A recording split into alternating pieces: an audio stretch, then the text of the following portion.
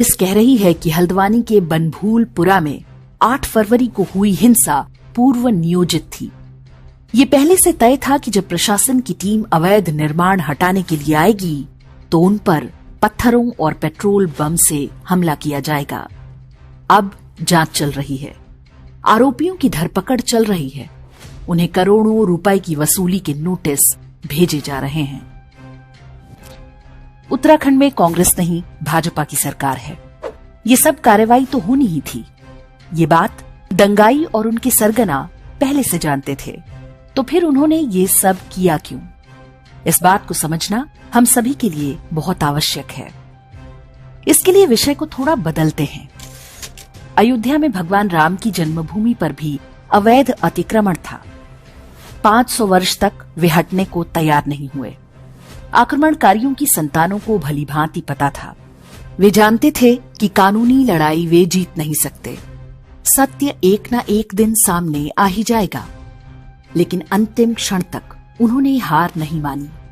रणनीति सफल रही और उस अवैध अतिक्रमण का भरपूर इनाम मिला। न्यायपालिका द्वारा अयोध्या से 25 किलोमीटर दूर उन्हें 5 एकड़ की भूमि मिली, जहां नई मस्जिद बनाई जा सके। अब वे खुलकर कह रहे हैं कि एक दिन फिर से वे अयोध्या तक पहुंच जाएंगे। जो भूमि आपसी सौहार्द के नाम पर दी गई है, वो भारत विरोधी षड्यंत्रों का नया केंद्र बनेगी। इसके लक्षण अभी से दिख रहे हैं। मोलभाव का ये मजहबी तरीका बहुत आजमाया हुआ है। जब अयोध्या में अपवित्र ढांचा हटाया गया था, तब भी उन्होंने तत्कालीन कांग्रेस सरकार पर दबाव बनाकर ढेरों लाभ लिए थे। प्लेसेस ऑफ वर्शिप एक्ट बनवाया ताकि हिंदुओं को न्याय के आधारभूत अधिकार से भी वंचित किया जा सके। वक्फ बोर्ड कानून में बदलाव कराए ताकि हिंदुओं की किसी भी धरती को हड़पने का कानूनी अधिकार मिल जाए। बाबरी ढांचे की कीमत वसूलने का ये क्रम 2014 तक जारी रहा, जो अलग रूपों में आज भी चल रहा है। काशी, मथुरा, भोजशाला समेत हजारों मस्जिदों में झांकते प्राचीन मंदिर स्पष्ट देखे जा सकते हैं। फिर भी वे मानने को तैयार नहीं। उनकी रणनीति बहुत स्पष्ट है।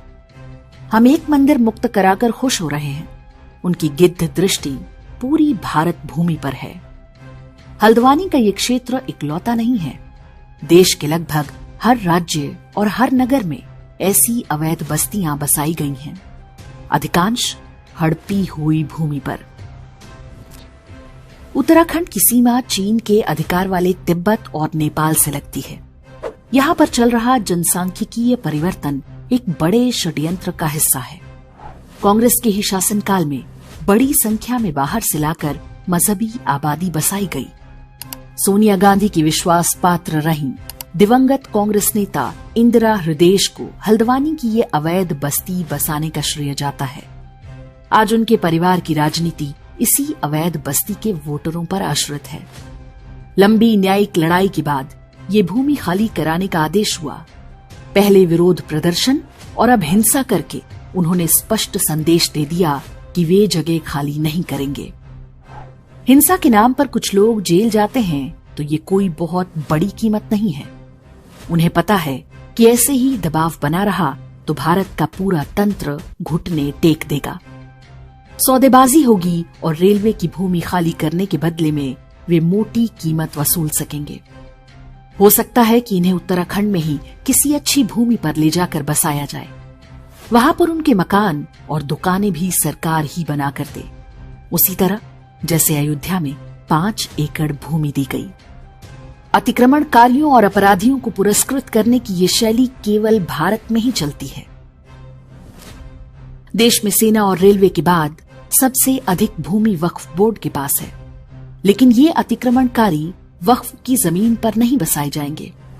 उन्हें तो उन सभी रणनीतिक रेलवे लाइन और हाईवे पर नियंत्रण करना है जो किसी भी आपात परिस्थिति में अत्यंत महत्वपूर्ण हो सकते हैं। वे देश में ढेर सारे चिकन नेक बनाना चाहते हैं। भारत का सेकुलर तंत्र इस काम में उनका सहायक है। हल्द्वानी में हुई हिंसा को किसी क्रिया की प्रतिक्रिया समझना भूल होगी। ये हिंसा उनकी रणनीति का हिस्सा था। अब तक के अनुभवों के हिसाब से वे हर बार इसमें सफल होते रहे हैं।